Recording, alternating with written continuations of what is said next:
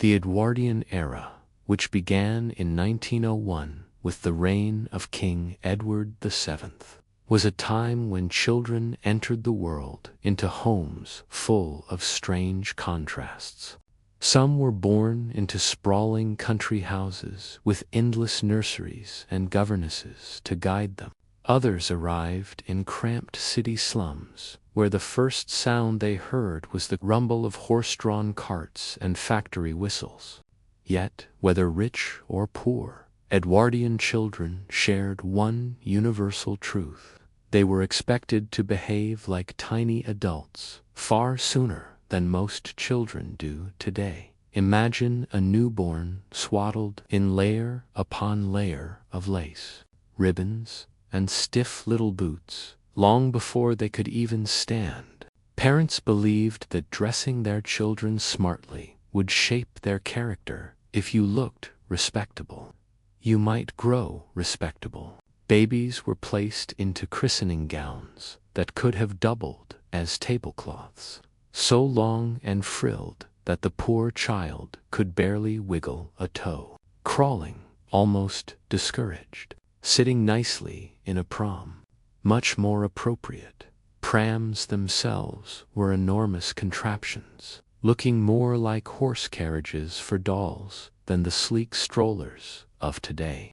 The wealthier the family, the grander the pram, some so tall that a nursemaid had to peer over the side to check if the baby was still breathing.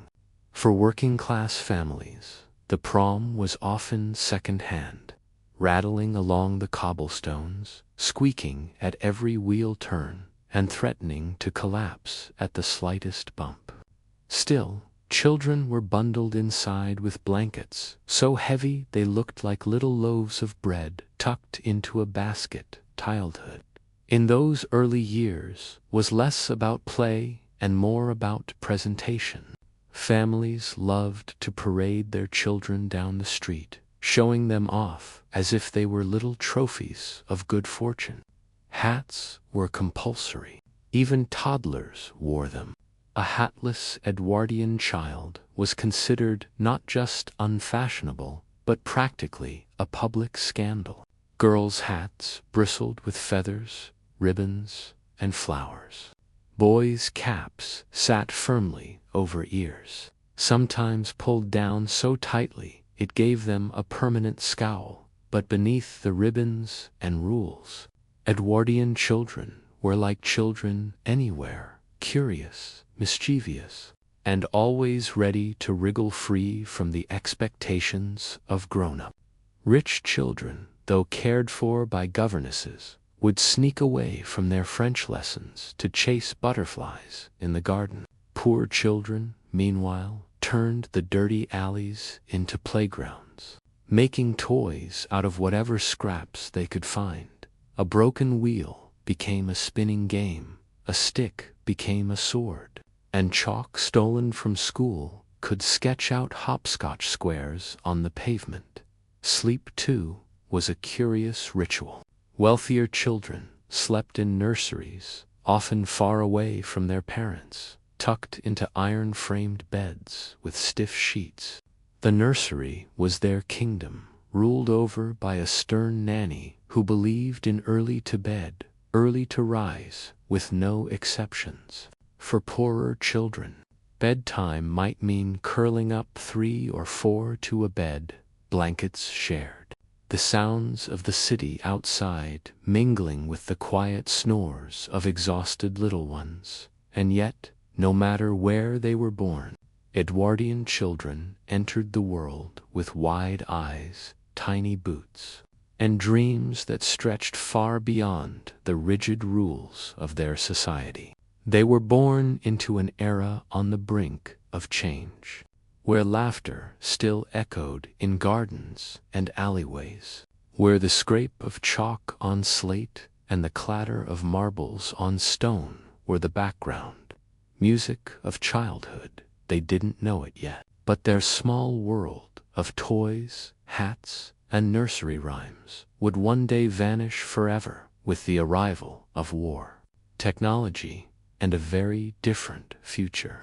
But for now, They lived in that in-between time, an age of lace and laughter, of strict rules and secret mischief, of tiny boots stomping proudly into the Edwardian sun. Close your eyes and imagine an Edwardian garden on a summer afternoon. The hedges are clipped into neat little walls, the grass is impossibly green, and the air smells faintly of roses and damp soil. Somewhere a nanny hovers in the shade with a disapproving frown, clutching her knitting. But for the children, this was the great arena of fun, a world of toys, games, and adventures that didn't need a single battery, screen, or charger. The simplest pleasures were the most beloved. Rolling a hoop with a stick, for instance, could occupy an Edwardian child for hours. Picture it, a boy in short trousers chasing after a giant metal hoop, tapping it with a stick so it wouldn't wobble and fall. It was both sport and spectacle. Neighbors could watch from their windows, silently betting on whether the hoop would make it to the end of the lane without crashing into a chicken. And if it did crash, well, that was half the fun. Girls were often handed dolls, but not the kind we know today. Edwardian dolls were delicate, porcelain-faced creatures with eyes that opened and shut, sometimes so lifelike they startled unsuspecting guests. Rich children's dolls wore miniature versions of the latest fashion trends, lace-trimmed dresses, tiny bonnets, even parasols. Poor children's dolls, however, were often homemade, stitched from rags, stuffed with straw, or carved from wood. But a child's imagination has no price tag. Whether porcelain or rag, dolls came to life in the games of Edwardian children, whispering secrets, hosting tea parties, or bravely surviving being dragged through the garden mud. Kites soared in the skies, too, made of paper, sticks, and string. They were fragile things, often tearing in the wind, but the sight of a kite dancing in the clouds was pure Edwardian joy. Of course, the challenge was keeping the kite airborne long enough before it dove spectacularly into a tree. Many a nanny was sent scrambling up a branch to retrieve it, muttering about nonsense inventions while children giggled below. Then there were marbles, small, glassy treasures that clinked and rolled across the ground. A good marble collection was a source of pride. Boys especially would squat in the dust, aiming carefully to knock their opponent's marbles out of a chalk circle. Victory meant not just triumph, but the chance to keep the loser's marble, a tiny empire-building exercise in a world no larger than the width of a courtyard. And let's not forget skipping ropes. Girls chanted rhymes as they jumped, the rope slapping the cobblestones in rhythm. Sometimes boys joined in, pretending they didn't like it, but secretly loving the competition. The chants were simple, silly, and endless. Verses about kings, queens, or the occasional nonsensical rhyme about a cat in a hat.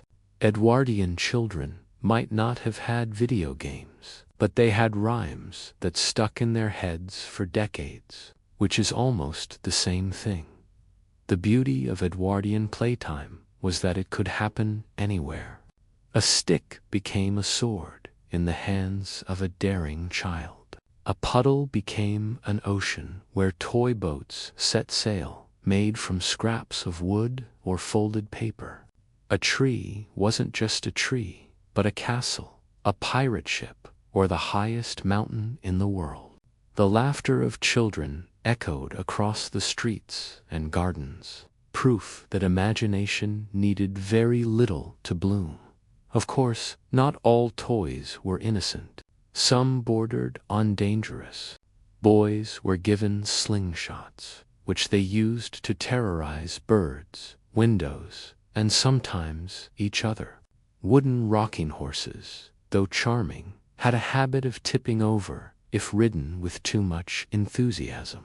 And tin soldiers, those stiff little figurines, became weapons in grand battles staged across nursery floors until someone stepped on one barefoot, which usually ended the campaign with tears and bandages. Still, whether rich or poor, Edwardian children found joy in play. They didn't need glowing screens or electronic gadgets. Their world was full of movement, imagination, and a hint of chaos. The garden, the street, the nursery floor, all became stages for adventure.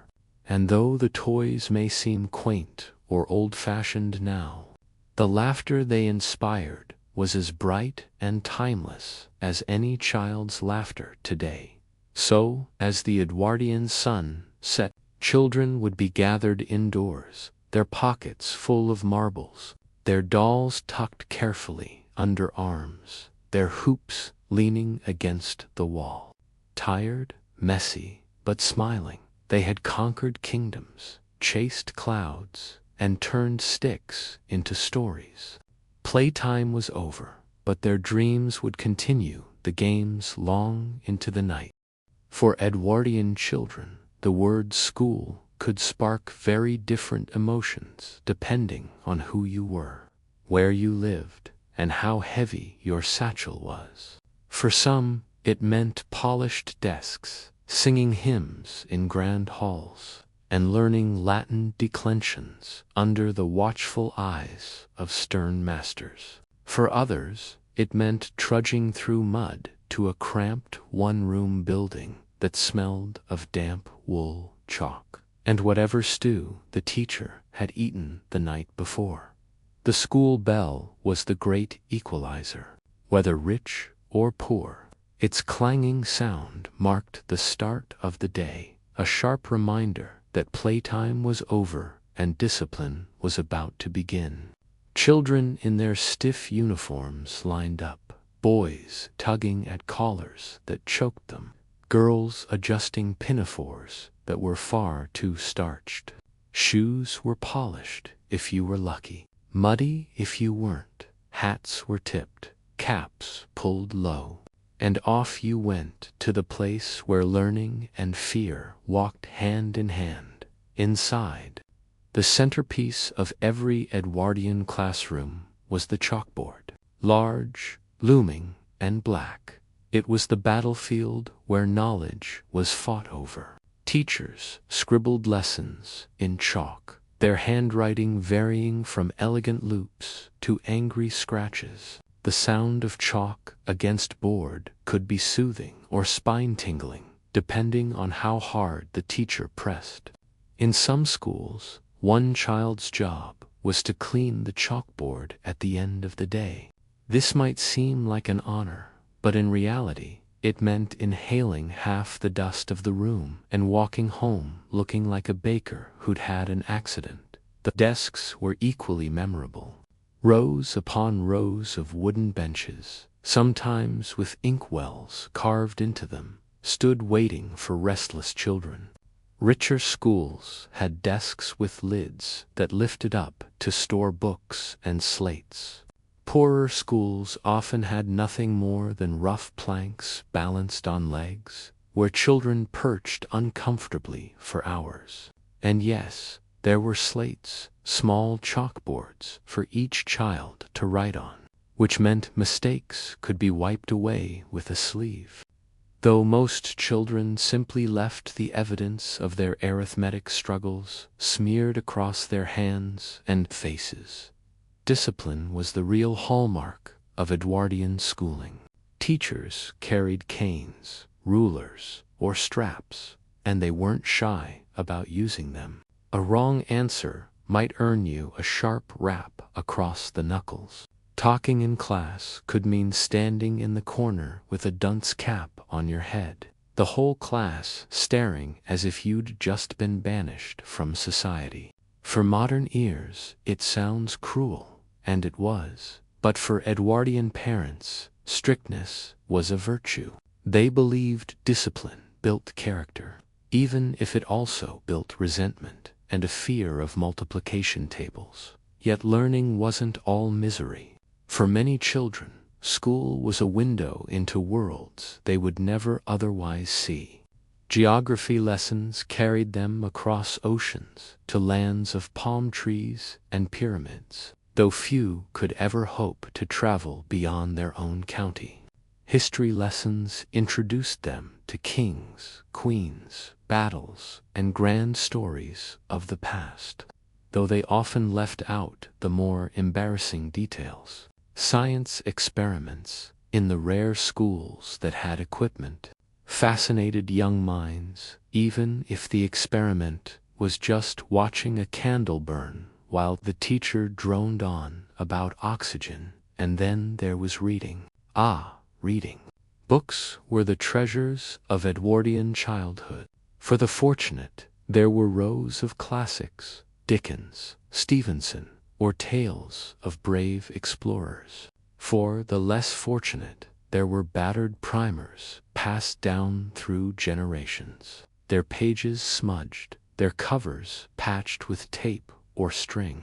Children learned to read aloud, often in unison, their voices rising and falling like waves as they stumbled over tricky words. The sound of a classroom reading session could be both chaotic and strangely comforting. A chorus of small voices learning to unlock the magic of language. Of course, school was also where friendships blossomed, whispered secrets behind the teacher's back, shared sweets hidden in satchels, or conspiratorial laughter when the strictest master accidentally left chalk on his own trousers.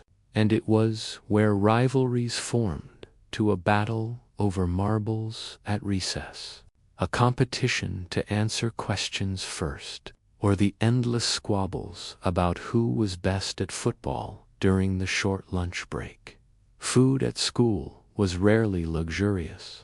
Some children brought bread and dripping wrapped in paper. Others carried small tins of cold potatoes or slices of meat if their families could spare it. Wealthier schools served lunches in dining halls, where children sat at long tables pretending to have manners while secretly kicking each other under the benches.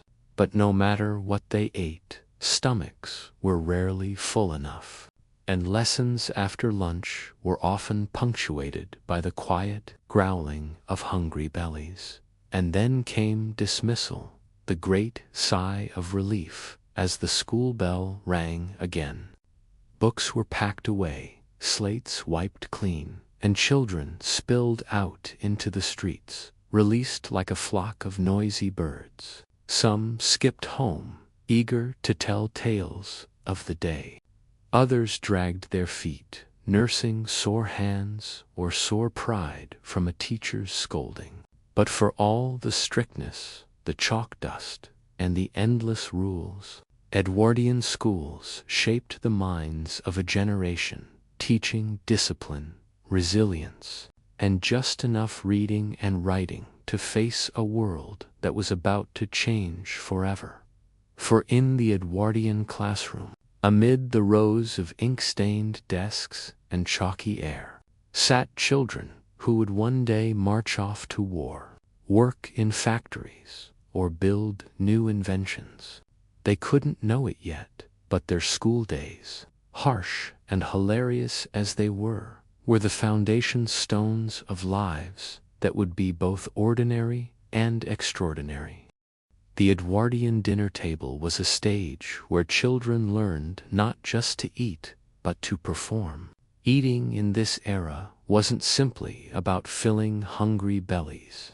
It was about showing manners, proving respectability, and demonstrating that even the smallest child could sit straight, keep quiet, and use a fork without stabbing their neighbor. But let's start with the food itself. For no Edwardian childhood story would be complete without the curious menus of the time. for the wealthy. Meals were grand occasions. Breakfast might include boiled eggs, bacon, sausages, porridge, toast slathered with butter, and perhaps a kipper or two. Yes, fish for breakfast. Edwardian children of the upper classes grew up believing it was normal to eat something that smelled faintly of the sea before heading off to lessons. Tea was served even to the young, often milky and sweet, poured into delicate china cups that seemed far too fragile for clumsy little hands. Breakfast was simpler but still hearty. Porridge, bread with jam, perhaps a boiled egg if you were lucky. For working-class families, breakfast could be as meager as bread dipped in dripping, the solid fat saved from Sunday's roast, washed down with weak tea. It wasn't glamorous, but it was fuel for the day ahead. Dinner, however, was the main event. In wealthy households, it could stretch across multiple courses. Soup, fish, roast, meats, vegetables, puddings, and fruit, all laid out in a display of abundance. Children were often expected to sit quietly through the entire performance, speaking only when spoken to, which for a lively 8-year-old could feel like an eternity. Imagine a child trying desperately not to laugh at the wobbling of a jelly mold, while their governess hissed reminders of etiquette in their ear. For poorer families, dinner might be stew, a bubbling pot of meat scraps, potatoes, onions, and whatever else could be spared. The stew simmered for hours, filling the home with a smell that was both comforting and slightly overwhelming. Meat was a luxury. So many children grew up on meals where the potatoes outnumbered the beef 10-1. Bread, too, was a staple, thick slices cut and handed out quickly, sometimes spread with dripping or treacle. School lunches, for those who had them, were rarely exciting. Cold potatoes wrapped in paper, bits of bread with cheese, or a slice of meat saved from the night before.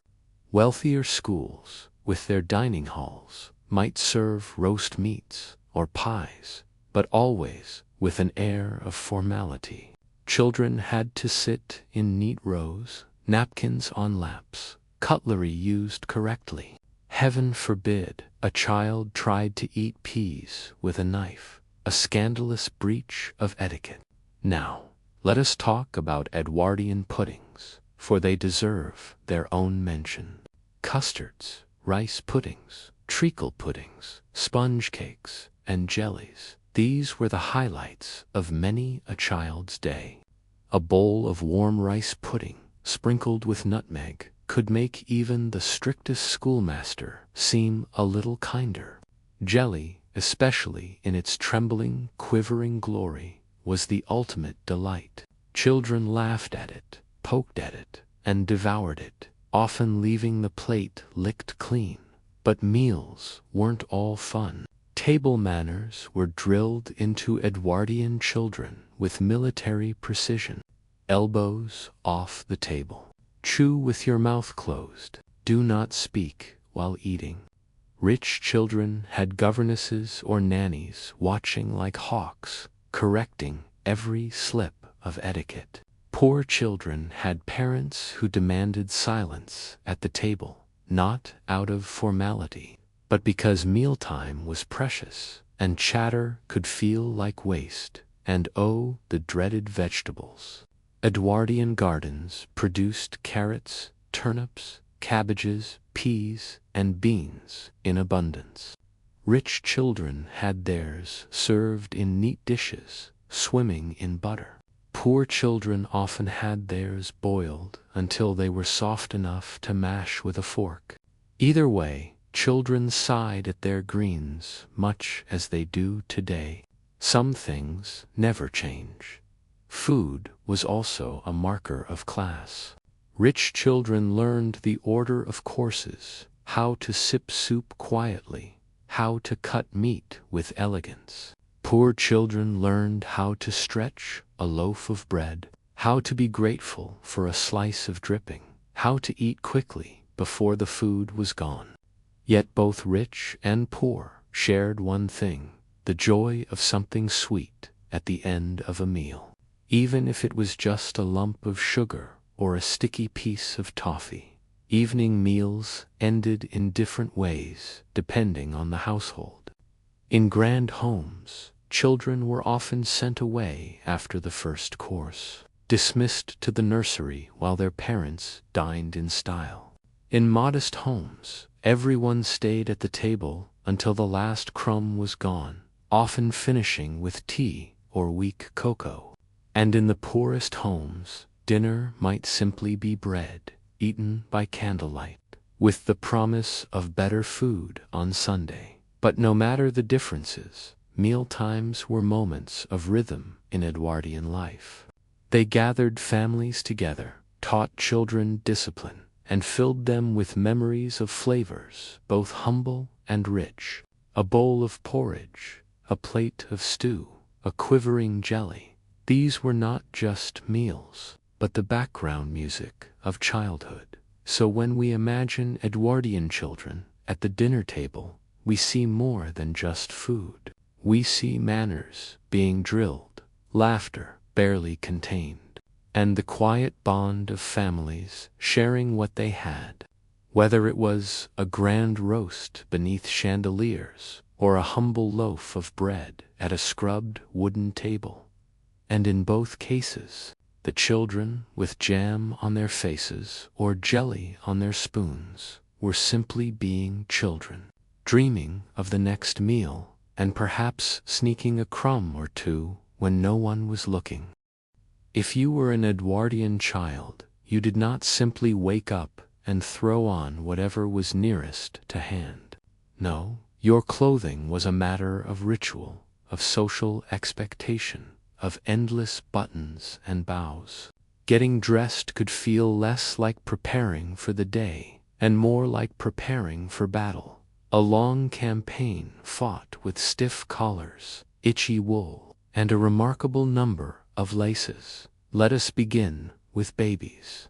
The tiniest Edwardians were wrapped in long flowing christening gowns that trailed past their feet. These gowns were often so lacy and embroidered that you could hardly see the baby inside them.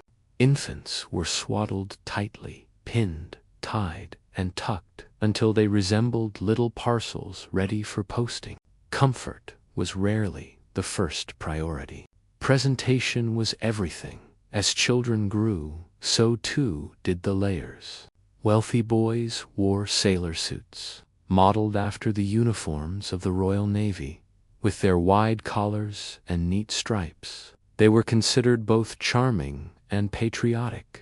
Photographs show small boys in sailor suits, hands folded politely, though one imagines that as soon as the photographer turned away, the boys used those wide collars to tug at each other in mock battles. Middle-class boys wore simpler versions, woolen trousers, shirts, and caps, while working-class boys often wore hand-me-downs that had seen better decades, patched at the knees, patched again, and destined to be patched once more. Girls' wardrobes were even more elaborate. Dresses with puffed sleeves, pinafores over the top to protect the fabric. Stockings pulled up to the knee, and boots with endless buttons that had to be fastened with a special hook. Wealthier girls had ribbons in their hair, sometimes so large they looked like butterflies had landed on their heads. Hats were compulsory. In Edwardian society, leaving the house without a hat was almost scandalous. So children's heads bloomed with feathers, flowers, lace, and ribbons, like walking bouquets. And here lies the comedy. These clothes were not designed for play. Imagine a girl, dressed in starched white, trying to climb a tree. The moment her pinafore caught a branch, disaster struck. Boys in stiff collars found that running too fast made them choke. Stockings sagged at the knees, boots pinched toes, and hats had an infuriating habit of flying off at the first gust of wind. Yet children, being children, still managed to run, jump, roll, and tumble in spite of it all, returning home grass-stained and triumphant to the horror of their governesses. For poorer children, clothing was practical but far from comfortable. Many had only 1 or 2 sets of clothes, worn until they were boots might be stuffed with newspaper to fill holes. Girls wore pinafores, not just for neatness, but because they were easier to wash than dresses. Hand-me-downs were the rule, which meant younger siblings often wore clothes that didn't quite fit, sleeves too long, trousers too short, collars flopping at odd angles. Yet, in family photographs, they stood proudly, patched and polished as best as possible. Special occasions brought out the truly ridiculous outfits. Sunday best was a phrase every Edwardian child knew. On the Sabbath, even the poorest families tried to present their children in the finest clothes they owned. Little boys in miniature suits, girls in dresses with so much lace they looked like frosted cakes. The richer the family, the more layers there seemed to be. Some outfits were so stiff with starch that children could barely bend their elbows. Parents beamed with pride, while children secretly longed for the moment they could wriggle free. And what of bedtime clothing? Here, at least, there was some comfort. Flannel nightgowns for girls, long and warm, buttoned to the chin. Boys wore striped nightshirts or 2-piece pajamas if the family could afford them. In winter, children often wore woolen socks or bed jackets to keep warm, for central heating was rare. Hot water bottles, wrapped in flannel, were tucked into beds. Still, drafty Edwardian houses meant that noses were cold, even under the heaviest blankets. Children huddled together for warmth, their night clothes smelling faintly of soap and fire smoke. Clothing also marked the transition from childhood to adulthood. Boys breached, that is, moved from wearing dresses to trousers around the age of 5 or 6, a milestone celebrated in many families. Girls, meanwhile, graduated to longer skirts as they approached adolescence, a signal that their carefree childhood was ending. Clothes were never just clothes in the Edwardian era. They were symbols, statements, and boundaries. Yet for all the stiffness, the starch, and the endless buttons, children found ways to make their clothes their own. They stuffed treasures into pockets, tied knots in their stockings, tucked flowers into their hats. A pinafore might be starched, but it also made a perfect apron for carrying stolen apples. A sailor suit might be formal, but its stripes looked very fine when a boy pretended to be a captain. Clothes were both a burden and a stage for imagination, and so the Edwardian child learned to live with laces that pinched, hats that toppled, and collars that scratched. They wriggled, they squirmed, they rebelled in small ways, and then they laughed, grass-stained and untidy, because in the end, no amount of lace or starch could truly keep a child from playing. When we think of Edwardian childhood, it is easy to picture children in sailor suits and lace dresses, running across gardens the size of small parks, with servants in the background carrying picnic baskets. And yes, such childhoods did exist, but only for a tiny fraction of society. The Edwardian era was a world of contrasts, where the lives of rich and poor children ran side by side, but could not have been more different. For the children of the wealthy, the day began with luxury. A nanny or nursemaid would enter the nursery, pull back the heavy curtains, and help the children dress in freshly pressed clothes. Their meals were prepared by cooks, served on shining plates, and often featured things most working-class children never saw: eggs, fresh fruit, pastries, meat every day. Breakfast for a wealthy Edwardian child might involve cocoa and toast cut into neat triangles, while their poor counterpart might have to make do with a crust of bread spread with dripping or, if lucky, porridge thin enough to see the bottom of the bowl. Schooling, too, divided the classes. Upper-class boys were often sent to preparatory schools, where Latin and cricket filled their days. Girls from wealthy families might have governesses who drilled them in French, piano, embroidery, and proper posture.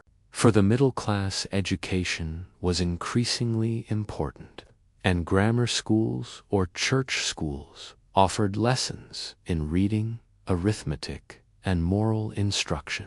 But for the poorest, school was often interrupted by work. Despite new laws against child labor, many working-class children still found themselves sweeping chimneys, carrying coal, running errands, or looking after younger siblings. Their lessons were as much about survival as about spelling. Then there was play. Rich children played in manicured gardens, with rocking horses, dolls that blinked, toy soldiers in neat rows, and elaborate tea sets. They read fairy tales, acted out adventures, and sometimes even had pony rides before lunch. Poor children, by contrast, made their fun out of whatever was at hand. A stick became a sword, a hoop a racing toy, an old rag doll a precious treasure. They played skipping games in narrow alleys, marbles in the dust, and football with a ball made of rags. Their playgrounds were cobbled streets, their climbing frames the walls and fences of their neighborhoods. The difference was not only in comfort, but in expectation. A wealthy boy might grow up knowing he was destined to be a gentleman, an officer, or a landowner. His childhood was carefully curated to prepare him for leadership. A wealthy girl might be raised with the expectation of managing a household, learning to host guests gracefully and embroider with perfect stitches. Poor children, on the other hand, often grew up knowing they would be workers, factory hands, servants, miners, or street sellers. Their childhoods were shorter, their responsibilities heavier, their innocence fleeting, and yet, here is where the story softens. Children remained children. In photographs from the Edwardian era, rich children posed stiffly with toys beside them, while poor children grinned cheekily at the camera. Their clothes patched, but their smiles genuine. Play bridged the gap between worlds. A wealthy child and a poor child might never meet, but if they did, they would both know the delight of a game of chase, the thrill of climbing too high in a tree, or the mischief of sneaking biscuits when no one was looking. What often made the difference was safety. Rich children lived in spacious houses with warm fires and clean sheets. Poor children lived in crowded tenements, sometimes with damp walls, little heating, and shared privies in the yard. Illness struck hard in the poorer neighborhoods: tuberculosis, scarlet fever, measles. For wealthy children, a doctor could be summoned, medicines prescribed, rest assured. For poor children, sickness was often endured with little more than hope and a mother's care, and yet resilience shone through. Poor children grew tough and inventive. They knew how to stretch a meal, how to share, how to turn scraps into games. Their laughter echoed down alleyways just as brightly as it did across the lawns of country estates. Both sets of children dreamed, though perhaps of different things. The rich might dream of adventures abroad, while the poor might dream simply of a warm fire, a full belly, and a future where work was kinder. It is tempting to see only the contrasts: silk ribbons versus patched pinafores, nurseries filled with toys versus bare floors with chalk-drawn hopscotch squares. But beneath those layers of lace and rags beat the same restless hearts of childhood. Rich or poor, Edwardian children longed for stories at bedtime, for moments of freedom, for laughter with friends, for a little rebellion against the stiff rules of their world. And so, while history records the differences, the privileges of the few, and the struggles of the many, it also records the universals. Children find joy even in narrow places. They imagine kingdoms in alleyways, oceans in puddles, adventures in the smallest things, whether dressed in sailor suits or hand-me-down trousers.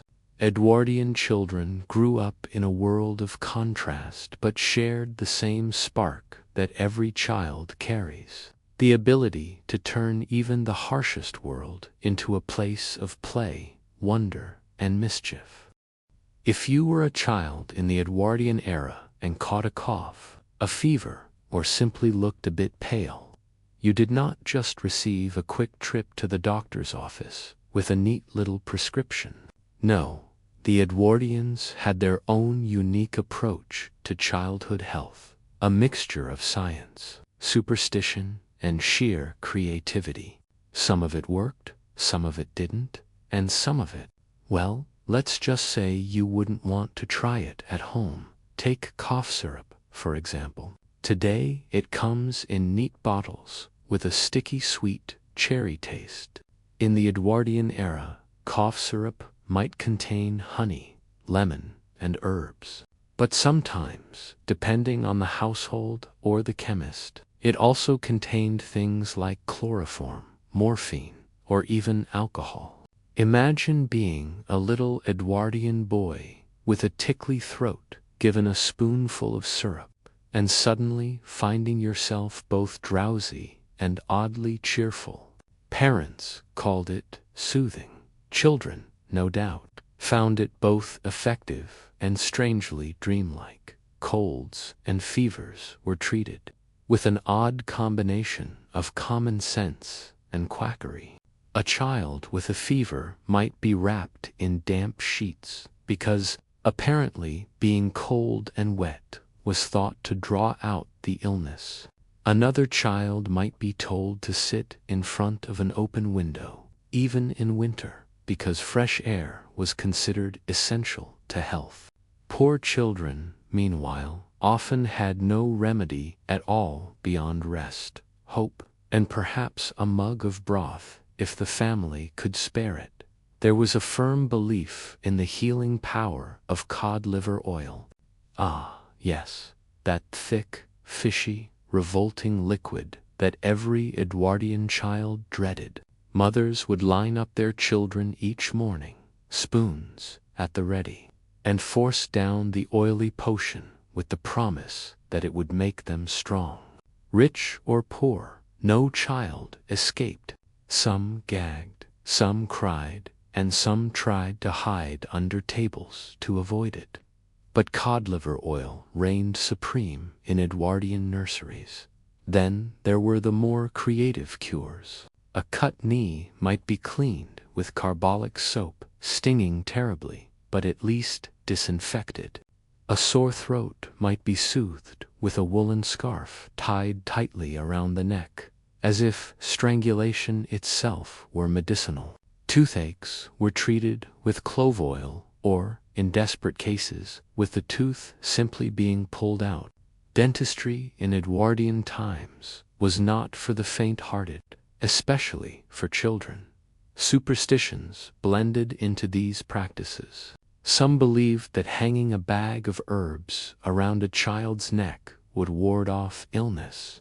Others swore by rubbing goose fat on the chest to cure a cough, usually followed by wrapping the unfortunate child in flannel until they resembled a sweating, greasy sausage.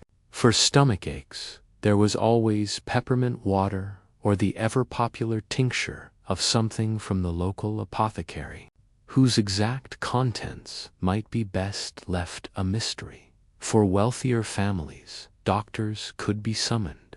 They arrived in stiff collars and carried little black bags filled with mysterious tools. They might prescribe tonics, powders, or special diets.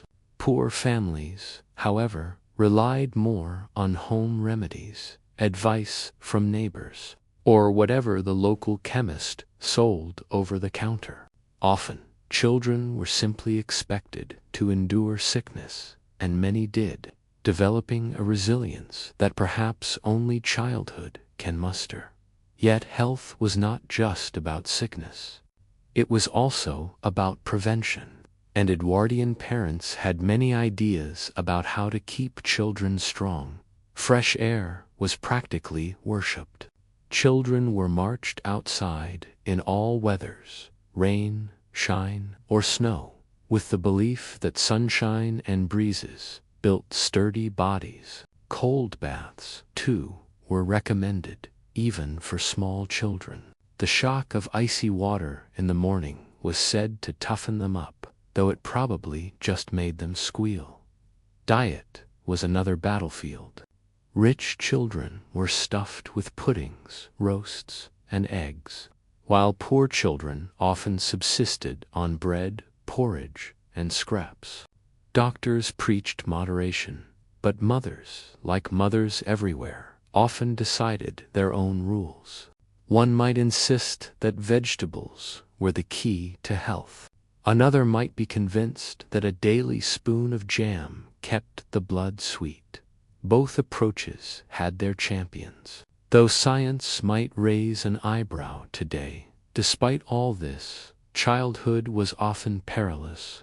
Illnesses like scarlet fever, measles, diphtheria, and tuberculosis loomed large. Vaccines were only just beginning to spread. Many families lost children to diseases that today are easily treatable. And yet, the Edwardian child's spirit was resilient. They played, laughed, and dreamed in between their doses of cod liver oil and their goose fat poultices. Their laughter rang out in gardens and alleyways, defying sickness with sheer joy. It is strange and a little heartwarming to think of them, wrapped in scarves, clutching dolls or marbles, and bravely swallowing another spoonful of fish oil. They did not always understand why adults insisted on these remedies, but they endured them. And in the end, many of those children grew into adults who looked back and chuckled, remembering the taste of cod liver oil, the smell of goose fat, the sting of soap, and the odd comfort of knowing someone cared enough to try. So, the story of Edwardian childhood health is both comic and poignant. It was a world of strange medicines and stubborn love, where parents did their best with the knowledge they had. And while we may laugh at their remedies today, we can also admire their determination, for behind every spoonful of oil, every wrapped scarf, every herbal charm, was the same hope parents still carry now, the hope that their children would grow up safe, strong, and happy. Life for children in Edwardian England was not just about school, toys, or medicine. It was also about the rhythm of home. The home was where lessons were learned quietly, sometimes with laughter, sometimes with tears, and often in the company of siblings. For in the Edwardian era, children rarely grew up alone. Families were large, and brothers and sisters were both companions and rivals, friends and foes, co-conspirators in mischief, and occasional enemies across the dinner table. Rich families often had nurseries, large, high-ceilinged rooms at the top of the house, far from the parents. Here, siblings were clustered together under the watchful eye of a nanny. The nursery was both kingdom and prison. On one hand, it was filled with toys, storybooks, and games. On the other, it was a place of strict rules, proper posture, tidy beds, no shouting, and certainly no food fights. Still, children being children, mischief always found a way in. Brothers plotted daring escapes. Sisters giggled late at night when the nanny's footsteps faded, and more than one cake mysteriously vanished from the kitchen before tea time for poorer families. The home was tighter, smaller, and more chaotic, but also more closely knit. Siblings often shared not just rooms, but beds, huddled together for warmth on cold nights. Chores were divided early. An older sister might mind the baby while the mother worked. An older brother might fetch coal or water. There was less time for idle play, but plenty of small joys, stories told around the fire, games invented from scraps, laughter echoing in crowded kitchens. For poor children, the home was not separate from work. It was where they learned to shoulder responsibility, to look out for one another, and to share everything, from meals to blankets to secrets. Parents, too, shaped family life in different ways. In wealthy homes, mothers were often somewhat distant, bound by social obligations, while fathers were even more removed, busy with work, clubs, or politics. But the presence of parents was still felt, especially in the rules they set and the futures they planned. In poor homes, parents were usually more directly involved in daily life, for better or worse. A father might come home weary from a factory shift, his boots heavy with dust, but still lift his child onto his knee. A mother might scold her children sternly for mischief, then tuck them in gently at night with a whispered prayer. Evenings were a special time. In wealthy households, children might gather in the nursery for a story, perhaps a reading of Peter Pan, or a fairy tale by Hans Christian Andersen. In middle-class homes, the family might come together around the hearth, with children listening to parents' stories about their own youth or the day's events.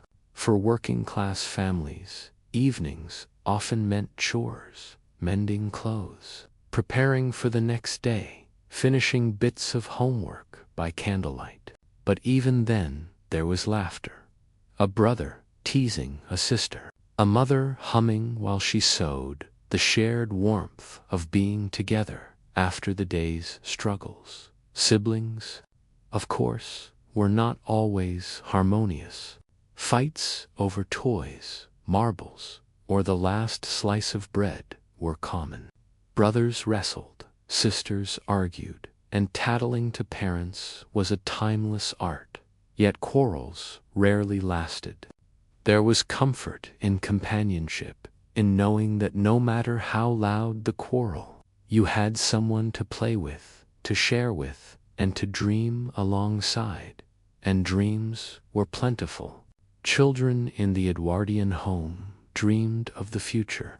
Some whispered of adventures abroad, inspired by stories of far-off lands. Others dreamed of better times, of owning a shop, of escaping poverty, of becoming someone important.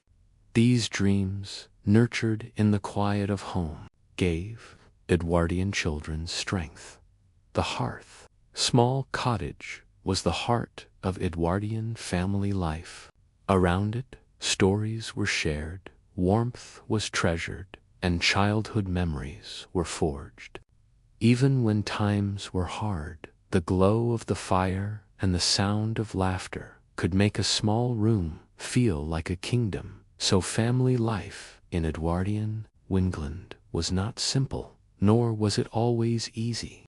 It was full of responsibilities and rules, but also warmth, chaos, and love. Children grew up learning that family meant both challenge and comfort, someone to fight with, someone to lean on, and someone to laugh beside when the world outside felt too big.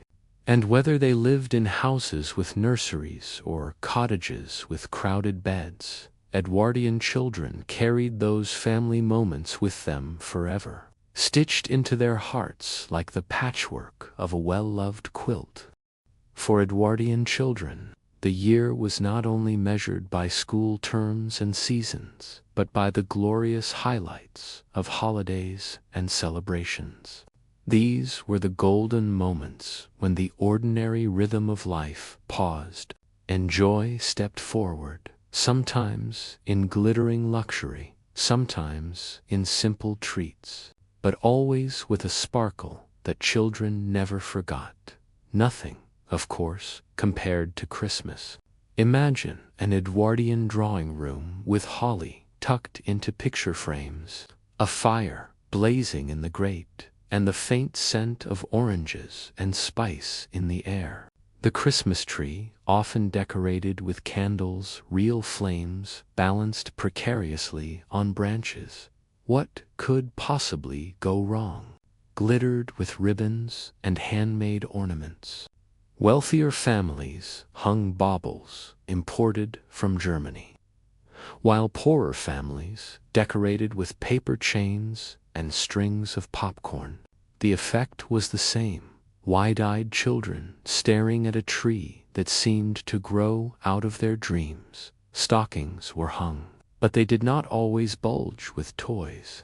A poor child might find an orange, a handful of nuts, or a small toy carved from wood. A rich child might wake to discover toy soldiers, dolls with porcelain faces, books, and sweets in abundance. But no matter the size of the gift, the excitement was just as fierce. Children crept down early, whispering, their bare feet cold on the floorboards, eager to see what Father Christmas had left. Christmas Day meant feasts, though the scale depended on the family purse. In wealthy households, turkeys, puddings, and mince pies filled long tables.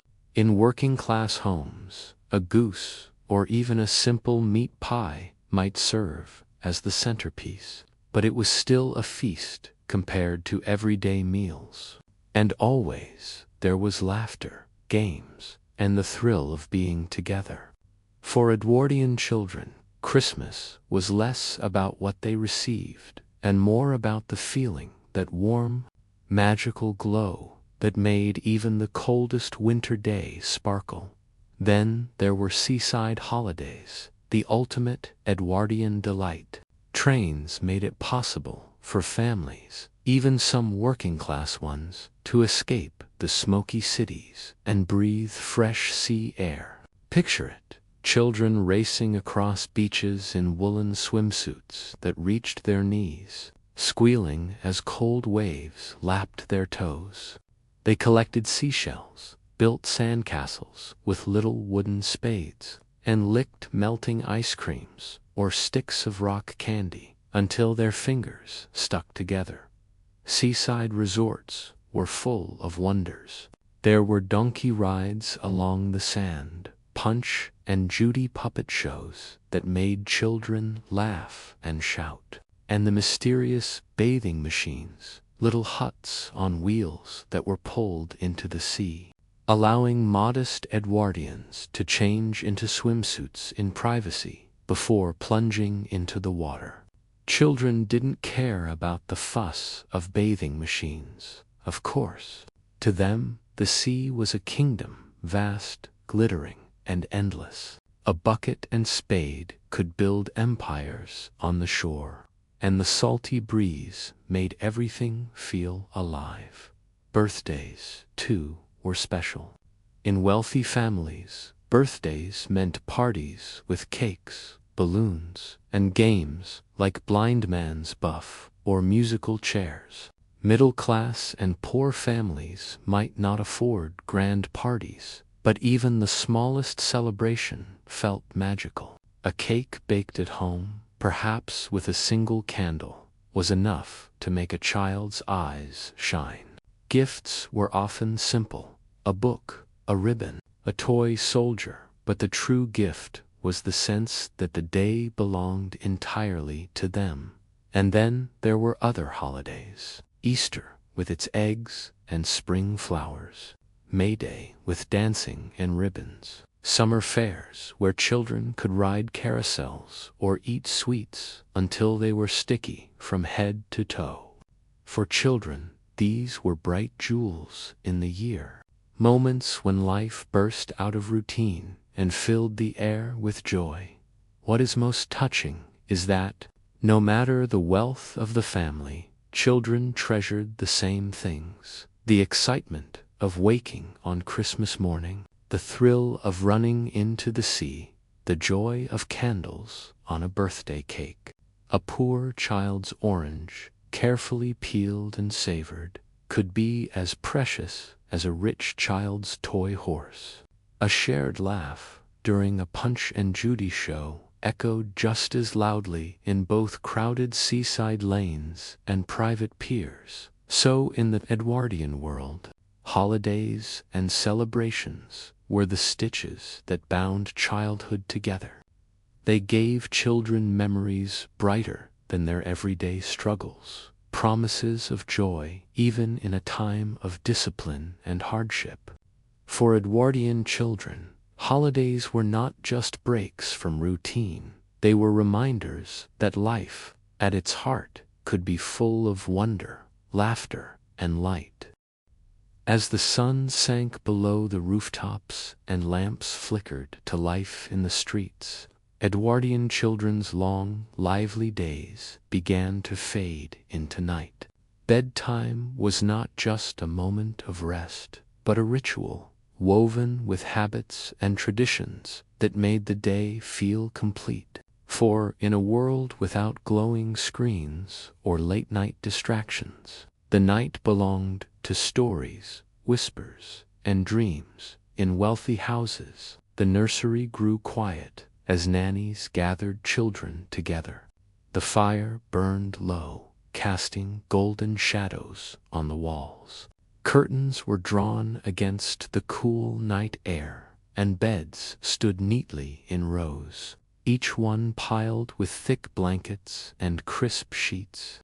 The youngest were dressed in nightshirts or gowns, sometimes with embroidered collars, while older boys wriggled into striped pajamas, and girls wore long white nightdresses. A quick wash at the basin, sometimes just the face and hands, was enough before slipping into bed. In poorer homes, bedtime was simpler but no less meaningful. Siblings often shared beds, curling up together under patched quilts, or even old coats to keep out the chill. The glow of a single candle or oil lamp filled the small room with a warm, flickering light. Water for washing might be scarce, so faces were wiped with a cloth, and bare feet padded across cold floors before climbing into bed. No Edwardian bedtime was complete without prayers. Children knelt by their beds, small hands clasped, reciting simple words learned by heart. "Now I lay me down to sleep," or the Lord's Prayer murmured softly in the dim light. For some, it was a comfort, a way of ending the day with peace. For others, it was just another ritual before tumbling into dreams. But the rhythm of whispered prayers was part of the Edwardian night. Steady as the ticking of a clock dot, stories came next. In wealthy homes, a governess or nanny might read aloud from fairy tales, adventures, or classics like Peter Pan, which first appeared in this very era. Children lay wide-eyed clutching dolls or toy soldiers, as voices carried them into worlds of pirates, fairies, and lost boys. Poor families, though without fancy books, spun their own tales. A mother might tell a story by the fire, drawing from folk tales or memories of her own childhood. Older siblings made up silly rhymes or whispered secrets in the dark. Laughter muffled under blankets. The night had its own music, too. The crackle of the fire, the creak of wooden floors, the distant sound of horses in the street, or a cart rattling past. In seaside towns, the ocean could be heard, soft waves rolling against the shore. In city streets, the faint hum of voices and footsteps drifted up through windows. For children, these sounds were the lullabies of their time, familiar and soothing, and then, slowly, silence. The candle was blown out, the room sank into darkness, and only the moonlight pressed faintly through cracks in the curtains. Some children whispered to each other until sleep finally claimed them. Others clutched a doll, a rag toy, or even a pebble picked up during the day, letting dreams carry them to faraway places. The cold of the night pressed against the windows, but beneath the quilts, warmth and comfort wrapped them close, for all their differences, rich or poor. Nursery or cottage, Edwardian children ended their days the same way, with tired eyes, heavy breaths, and hearts still full of the games, chores, and adventures of daylight. Bedtime was not just about rest. It was the soft closing of a chapter, the gentle promise that tomorrow would bring more play, more laughter, more stories, and so, as we look back, it feels almost timeless. Though the world has changed, though electric lights replaced candles, and bedtime stories are now read from glowing screens, the essence remains. A child tucked in bed, finding comfort in warmth, safety, and dreams, is as true now as it was then, in the stillness of the Edwardian night, as children drifted into slumber. One could almost hear the whisper of history itself. Childhood is fleeting, but its dreams last forever.